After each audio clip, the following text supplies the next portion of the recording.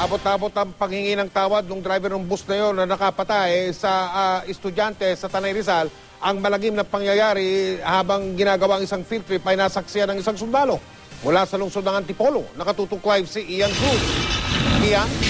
Yes, Mike, alas 11:30 nga ng umaga nung araw ng Biyernes ng pitong tourist bus lulan nga yung mga high school student ng Holy Spirit Academy of Malolos ang nagparada sa tapat yan, Mike, nung museum ng 2nd Infantry Division ng Philippine Army sa loob ng Camp Kapinpin sa Tanay Rizal. At kwento nga, Mike, nung saksi na si Sergeant Jimmy Grimaldo, mag-alas 2 ng hapon nang sumakay ang ilang estudyante sa bus. Abala raw sa picture-taking ang ibang estudyante sa mga nakadisplay na sasakyang pangmilitar at gamit pangmilitar di kalayuan sa tapat ng museum. Nasa tapat daw ng puting mini cruiser jeep at Humvee ang may 20 estudyante. Ang biktimang si Rio Bianca Ramirez, 14 years old, ang kumukuha raw ng litrato noon. Ayon kay Grimaldo, may isang sundalo na guide din ang sumigaw ng bus. Nang sulyapan ay napansin niya na marahan ang andar ng nasabing bus pero wala daw itong driver. Bigla na lamang daw bumilis ang takbo ng nasabing bus. Agad daw pinaalis sa mga sundalo ang mga estudyante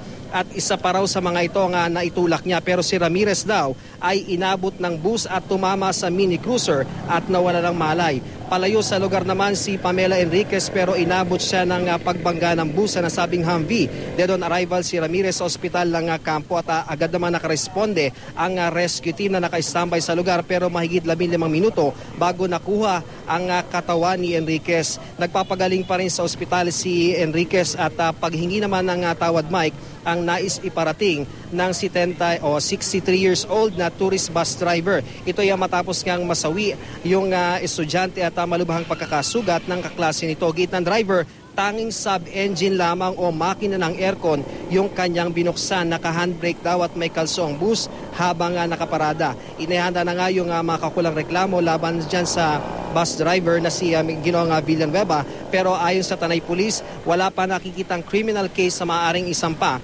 laban sa Holy Spirit Academy of Malolos maliban na lamang sa civil liability. Nagkikipag-ugnayan na rin ang PNP sa 2nd Infantry Division ng Army para alamin nga kung maghahain din sila ng reklamo kaugnay sa mga nasirang sasakyan nila. Pero ayon naman sa Militar, Mike, ay ipagpapaalam daw muna nila ito sa kanilang Jago. Ikinalulungkot din nila ang nangyari at nangakong may gagawing pagbabago para hindi na maulit muli ito sa loob ng kampo. Narito ang ating mga naging panayam. Yung batang namatay, sir, yan siya bumagsak sa lupa, sir. Actually, sa akin lang, sir, hindi siya never siya nakuha. Kundi yung pagbangga sa kanya, sir, nag-bounce siya, kaya siya bumagsak, sir. Hindi siya tumama din sa mga sasakyan? Ito, sir. Andiyan siya tumama? Yes, sir. Sa puti na yan, sir. Kahapon, nung maaari, patawarin lang nila ako kasi aksidente yun eh. Wala naman ako doon sa manubila na nangyari yan. Mahawa na lang sila. Alang-alang na lang sa edad kong ito.